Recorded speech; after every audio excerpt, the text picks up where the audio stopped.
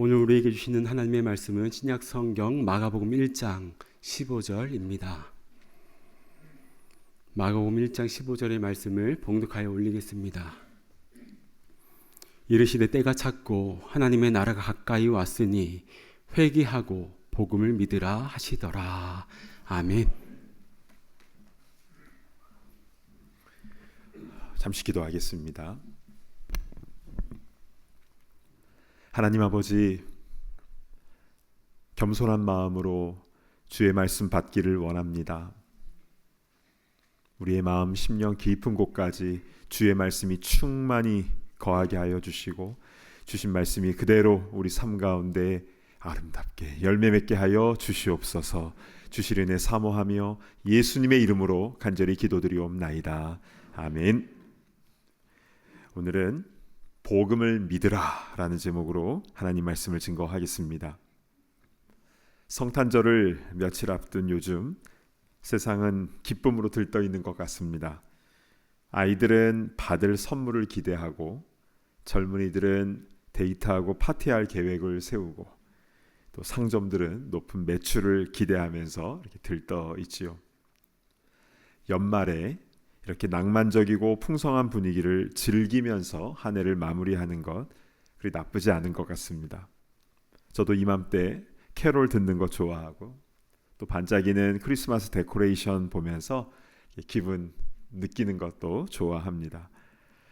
그러나 예수님의 오심을 기념하고 축하하는 이 날에 우리는 크리스찬으로서 다른 어떤 것보다 왜 하나님의 아들이 사람의 모습으로 이 땅에 오셨는지에 대해서 더 진지하게 묵상해야 되지 않을까 싶습니다. 여러분, 예수님께서 이 땅에 왜 오셨습니까? 죽으러 오신 것이지요. 그래서 어쩌면 오늘 설교는 단지 기쁨의 메시지만이 아니라 오히려 내가 정말 복음에 합당하게 살아가고 있는지 우리의 두 귀를 울리는 거칠고 강한 메시지가 될지도 모르겠습니다. 단지 예수님의 생일을 기뻐하면서 셀러브레이트 하는 것으로 오늘 예배가 마쳐지는 게 아니라 왜 예수님이 하늘 보좌를 버리고 낮은 이 땅에 오실 수밖에 없으셨는지, 그리고 그것이 나와 어떤 상관이 있는지를 우리가 온전히 깨닫게 될 때에 하늘의 영광이 우리 마음 가운데 충만하게 임하게 될 줄로 믿습니다. 아멘. 여러분, 복음이란 복복자의 소리 음자, 복된 소리, 기쁜 소식입니다. 영어로는 gospel, good news라고 하죠. 예수님께서 십자가에 죽으셨고 그 예수님을 믿으면 구원을 얻게 된다는 이 영원한 생명에 관한 기쁜 소식인데요. 그런데 이것에 우리가 익숙해지다 보니까 기쁜 소식이긴 한데 흔한 소식이 되어버릴 수도 있을 것 같습니다. 우리 도시에 살다가 바닷가에 가면 와, 바다다 하면서 감격하고 감탄하지요. 나 잡아봐라 뭐 이런 것도 하고 너무 좋잖아요. 그런데 거기서 며칠을 계속 지나면 어떻게 됩니까? 아, 오늘 바람이 좀 세네 이제 이렇게 되지.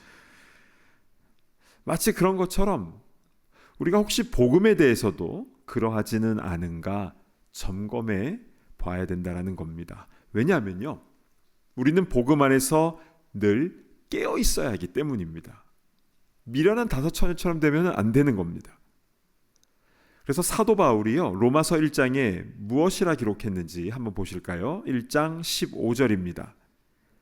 그러므로 나는 할 수 있는 대로 로마에 있는 너희에게도 복음 전하기를 원하노라. 로마에 있는 너희는 이미 예수님을 믿고 있는 로마 교회 성도들입니다. 그런데 바울은 할 수 있는 대로 그들에게 복음 전하기를 원했어요. 이미 교인들이지만 복음은 계속 다시 지속적으로 들어야 된다라는 의미가 담겨져 있는 것입니다.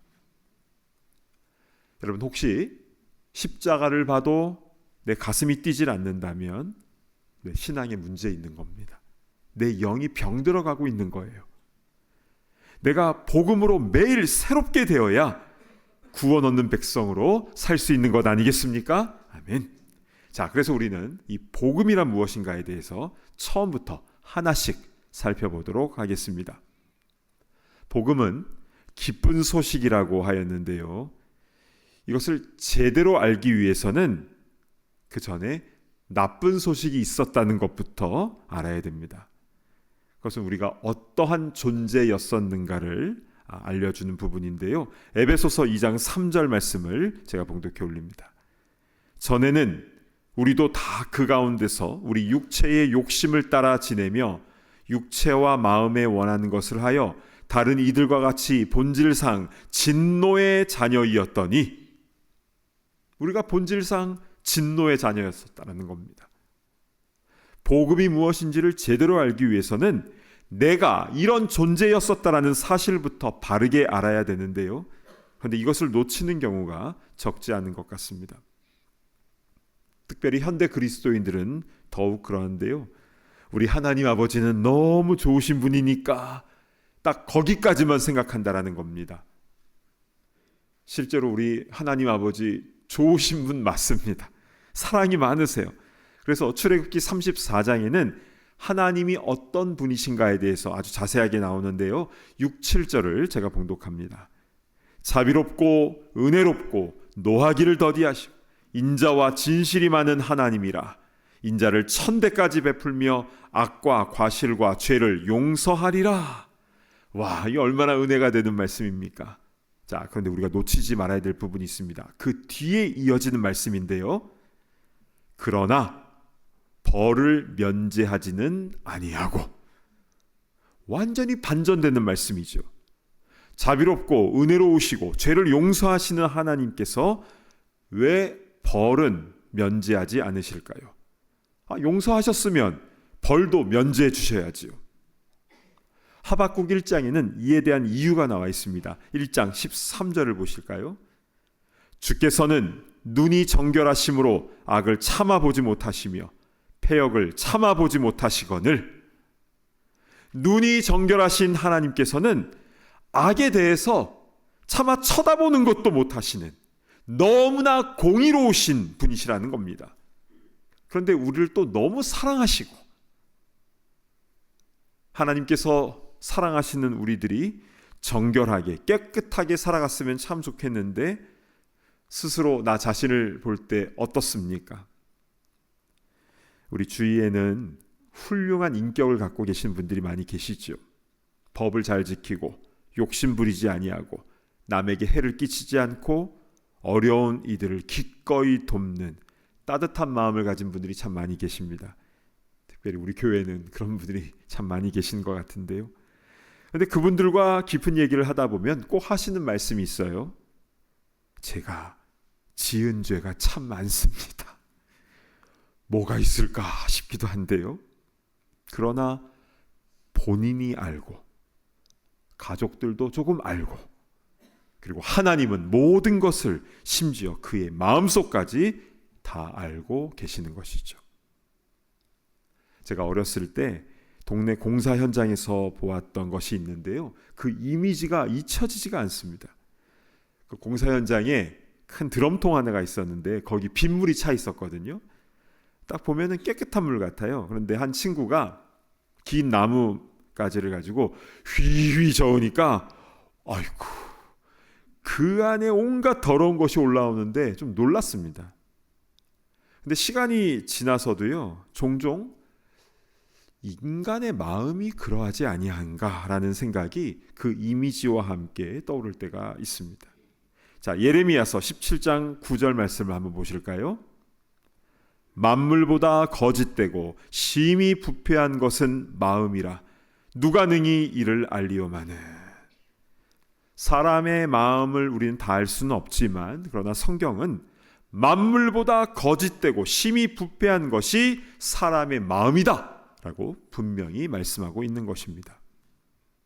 그러면 거짓되고 부패한 마음을 가진 인간은 공의로우신 하나님 앞에서 어떻게 되겠습니까? 여러분, 죄의 삭은 사망입니다. 죄란 무서운 것이죠.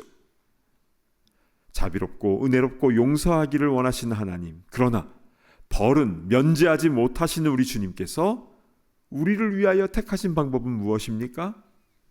사랑하는 아들을 대신 죽게 하는 극단적인 방법이셨습니다. 그래서 그 아들을 이 땅에 보내신 날이 성탄절, 크리스마스가 되는 것입니다. 우리에게는 기쁜 날이지요. 구세주가 오신 날이고 구원의 길이 열리게 되었으니까요. 그러나 예수님의 마음은, 그리고 아들을 이 땅에 보내신 하나님 아버지의 마음은 어떠하셨을까요? 이것을 묵상하지 않고 그저 크리스마스 분위기에 들떠만 있다면 우리도 세상 사람들과 별반 다를 게 없어지게 되는 겁니다. 자, 마태복음 27장에는요, 예수님께서 십자가에 달리시는 장면이 나오는데요, 그때 예수님이 이렇게 크게 소리를 지르십니다. 46절을 보시면요, 제9시쯤에 예수께서 크게 소리질러 이르시되 엘리 엘리 라마 사박다니 하시니 이는 곧 나의 하나님 나의 하나님 어찌하여 나를 버리셨나이까 하는 뜻이라. 피투성이가 되어서 왜 나를 버리셨습니까? 이렇게 외치는 그 아들의 소리를 들으시는 아버지의 마음은 어떠하겠습니까? 아들을 죽게 하신 것은 바로 아버지의 죽음을 의미하는 겁니다. 더 큰 고통인 것이지. 우리를 살리시고자 하나님이 대신 죽으신 것입니다. 사랑하는 여러분, 우리가 십자가의 은혜를 생각할 때에 감사하다 이렇게만 반응이 나와서는 안 됩니다. 이것은 말이 안 된다, 이해가 될 수가 없다, 이런 반응이 나와야 자연스러운 거죠. 어떻게 창조주가 피조물을 위해 대신 죽을 수 있습니까? 내가 만든 작품을 위해서 내가 죽을 수가 있나요? 그 작품 치워버리고 또 하나 만들면 되지요. 피조물을 위해서 창조주가 죽는다는 것은 상식적으로 말이 되지 않습니다.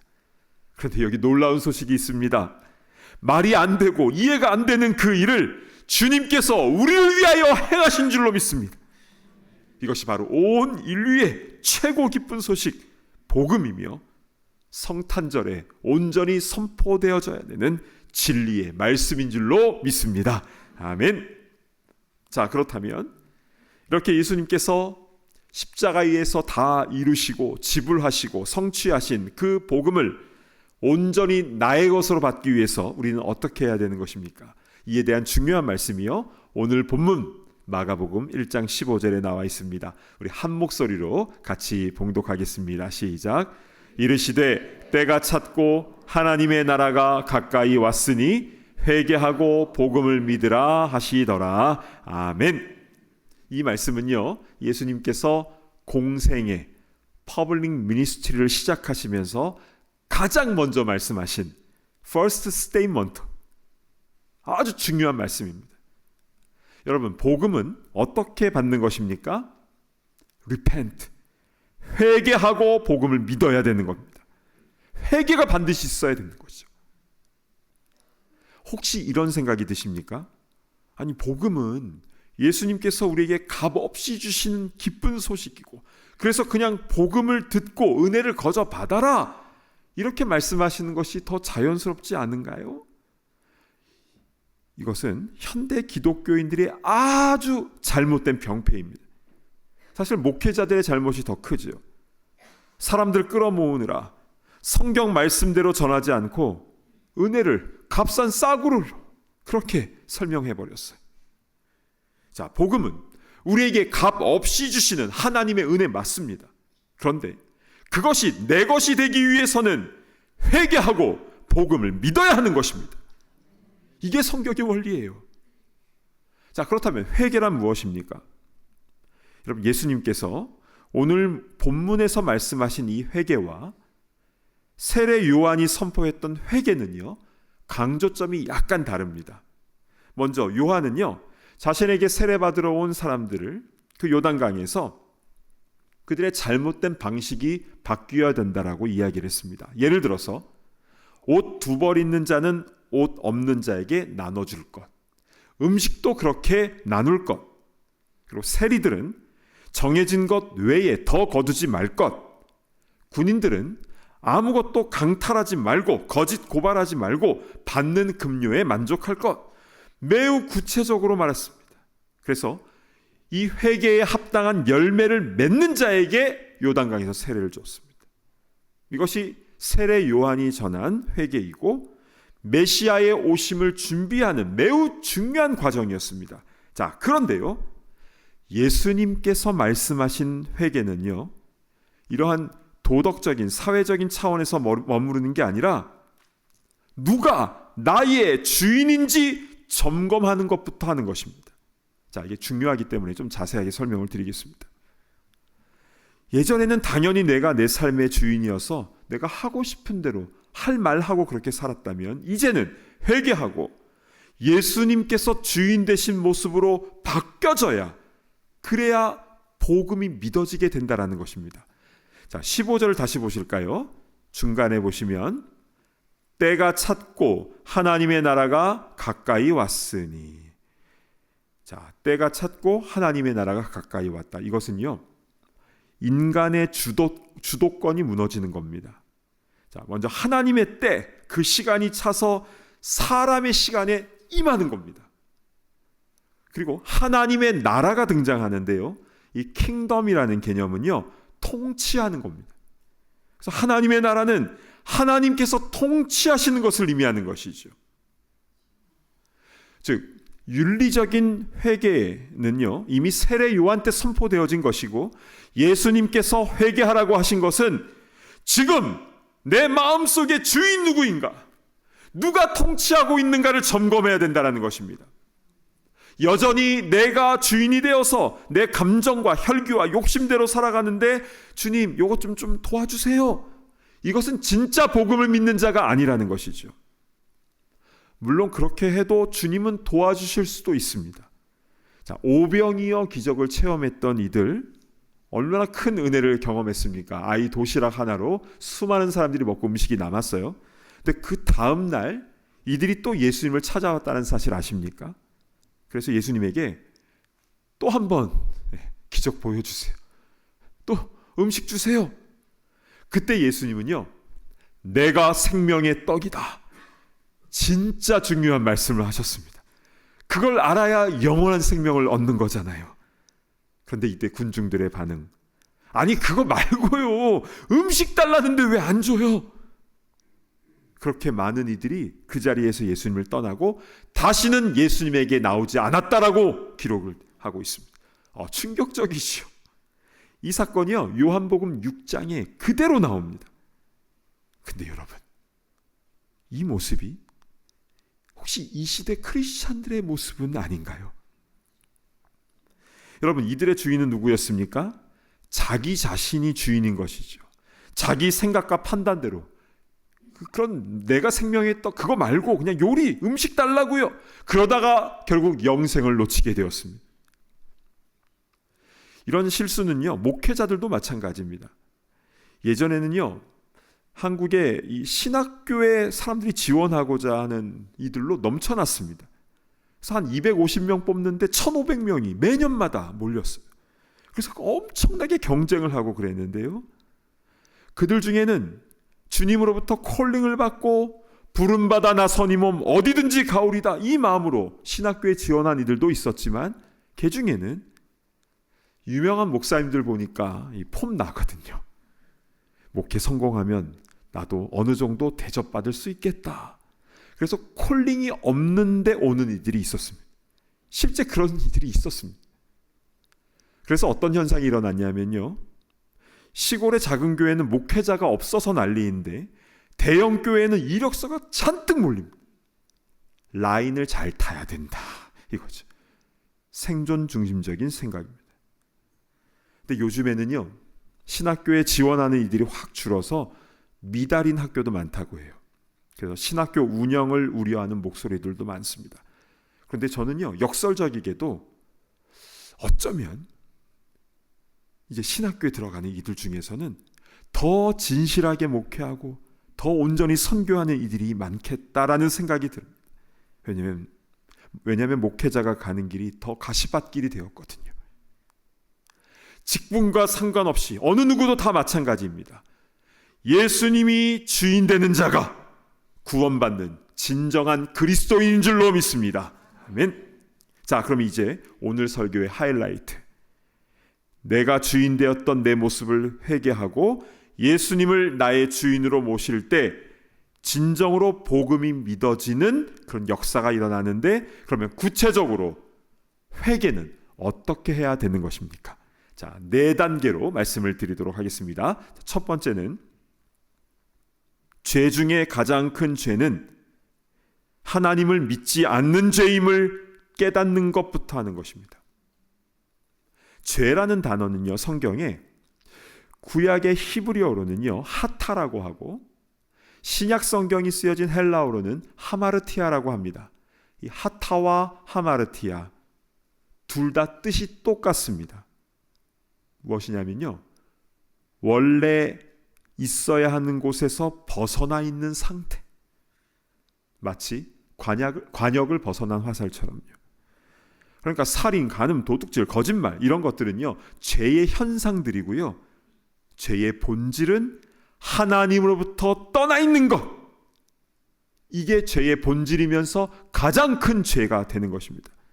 심지어는 교회를 다니고 있어도 내가 주인 되어서 내가 하고 싶은 대로 종교생활하고 내 감정과 혈기와 자존심대로 살았던 것, 주님을 주인으로 온전히 인정하지 않는 것, 하나님을 온전히 믿지 않는 것이 가장 큰 죄임을 깨닫고, 그래서 그것을 참회하는 고백부터 하는 것입니다. 이것이 회개의 첫 번째 단계인 자복의 단계가 되는 것이죠. 자, 그리고 두 번째는 예수님께서 십자가에서 죽으신 그 사건이 나를 위한 사건임을 온전히 인정하는 것입니다. 그냥 온 인류를 구원하시기 위해 오셨다, 이것은 믿어도 그것이 나를 위한 사건임을 제대로 믿지 않으면요, 예수님의 십자가와 나와 아무 상관이 없게 되는 것입니다.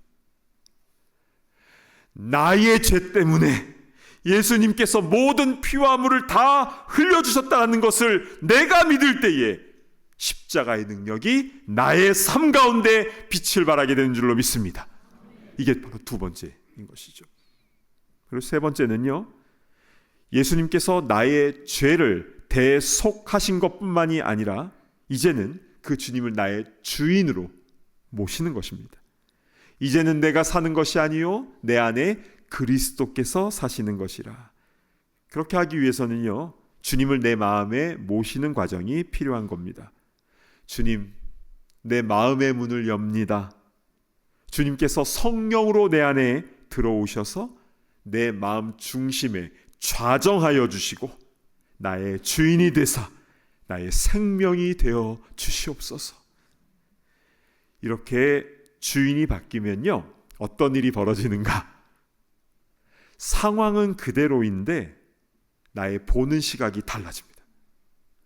그렇게 미웠던 사람이 이제는 불쌍하게 보이게 되고요, 내 마음 가운데 평강이 찾아옵니다. 늘 다니던 그 길이 이렇게 아름다웠어? 하늘이 이렇게 파랬어? 나뭇잎 하나도, 돌멩이 하나도 예뻐 보이는 그런 현상들이 나타나게 되는데요. 왜냐하면 주인이 바뀌었기 때문에. 그래서 바라보는 시각도 바뀌어지게 되는 것입니다. 예수님을 나의 온전한 주인으로 모시는 단계가 세 번째이고요. 그럼 마지막 네 번째는요, 다시 너가 주인이 돼야지, 하고 싶은 대로 해야 되지 않아? 이런 사단 마귀의 유혹을 물리치는 작업을 해야 되는 겁니다. 시도 때도 없이 계속 공격해 들어오기 때문에요, 자칫 방심하면 어느 순간 다시 내가 또 주인 노릇하고 있게 된다는 겁니다. 그러면 바로 회개하고 그렇게 영적 싸움을 해 나가야 된다는 겁니다. 오직 내 인생은 주님만이 주인이십니다, 이 고백을 계속 올려드리며 매 순간 영적 싸움에서 승리하며 나아가시기를 축복합니다. 아멘. 사랑하는 여러분, 누가 나에게 장기 하나만 기증해 주어도 평생 그분에게 감사하는 마음을 갖지 않겠습니까? 그런데 온 우주에서 가장 귀하신 분, 높으신 분께서 나 같은 사람을 위해서 목숨을 내어 주셨다는 이 사실 앞에서 우리는 마음이 무뎌져서는 안 된다라는 것이죠. 여러분, 복음의 기쁜 소식은요, 절대로 흔한 소식이 될 수가 없습니다. 그것은 영이 병들어가고 죽어가고 있다라는 사인인 것이죠. 온전히 주님을 나의 주인으로 모시고 살아갈 때에 우리 삶 가운데는 평강이 넘치게 되는 것이고 영원한 생명의 길로 나아가게 되는 것입니다. 원하긴 그렇게 진짜 생활하는, 진짜 신앙생활하는 구원 얻는 그리스도인들이 다 되시기를 간절히 바랍니다. 아멘. 이 시간 우리 찬송가 278장 우리 1절 2절을 함께 부를 텐데요, 우리 마음을 담아서 진심으로 고백하며 찬양했으면 좋겠습니다.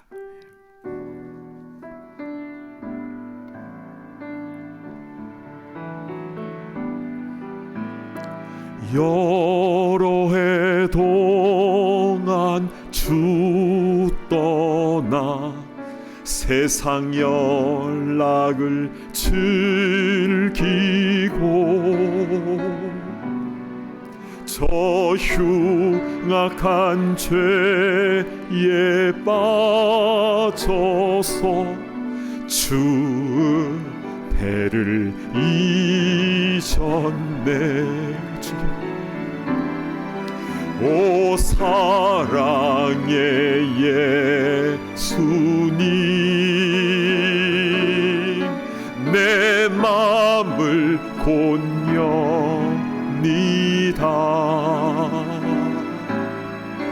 곧 들어와 나와 함께하며 내 생명이 되소서. 죄악에 죽을 인생을, 죄악에 죽을 인생을 심히 불쌍히 여기사 저 하늘의 영광 버리고 저 하늘의 영광 버리고 이 세상에 오셨네. 오 사랑의 예수님, 내 맘을 본여이다. 곧 들어와 나와 함께하며 내 생명이 되소서. 오 사랑의 예수님, 오 사랑의 예수님, 내 맘을 본엽니다.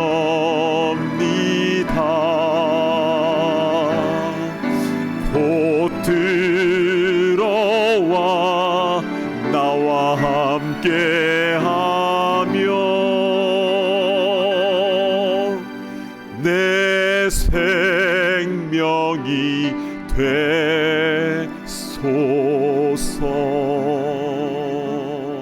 아멘. 우리 이 시간 우리 손을 이렇게 한번 펼치고 기도했으면 좋겠습니다.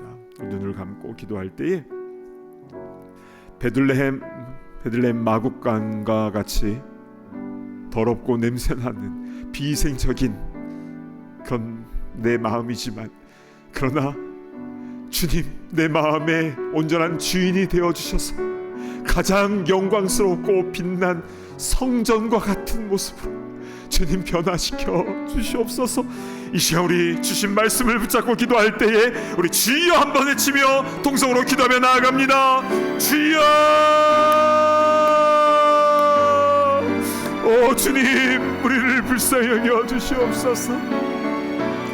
우리가 예배를 드리고 종교 생활을 하고 있지만, 그러나 때때로 내가 하고 싶은 대로, 내 감정대로, 혈기대로, 판단대로 그렇게 행하진 않았습니까? 오 주여 불쌍히 여겨 주시옵소서. 아버지 하나님, 우리를 긍휼히 여겨 주시옵소서. 아버지 하나님, 어느 순간이라도 아버지 하나님 내가 주인 되지 않도록 주님 인도하여 주시옵소서. 오 주여, 이 시간 우리의 마음의 문을 활짝 열고 주님을 우리의 마음의 구주로 모십니다. 아버지 하나님, 우리 가운데 자정하여 주사 우리를 다스려 주시옵소서. 아버지 하나님, 아울러 우리의 삶의 모든 문제들까지 주님께 다 내어 맡기오니 선하신 주님, 주인 되신 주님께서 가장 좋은 길로, 생명의 길로 우리를 인도하여 주시옵소서. 그 놀라운 역사가 이 자리에 있는 모든 주의 권속들 가운데 임하게 되기를 원하오니 주여, 은혜 위에 은혜를 부어 주시옵소서.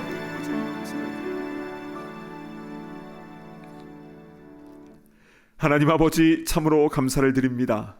오늘 말씀을 통해서 성탄절에 우리가 분명히 알아야 될 이 귀한 말씀을 온전히 깨닫게 하여 주셔서 감사드립니다.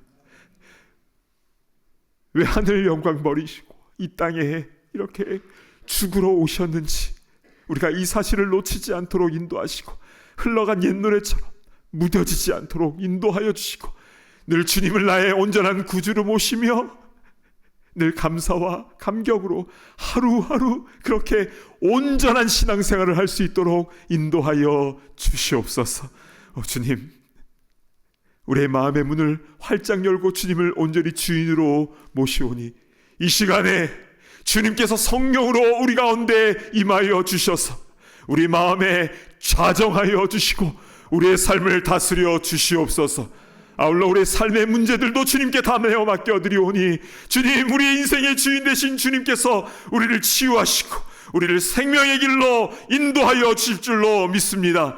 우리의 가정도, 우리의 일터도, 우리의 삶의 모든 부분에서 주님께서 주인이 되어주심을 우리가 인정하며 나아가오니 가장 선한 길로 인도하여 주시옵소서. 우리의 주인 되신 예수 그리스도의 이름으로 간절히 기도드리옵나이다. 아멘.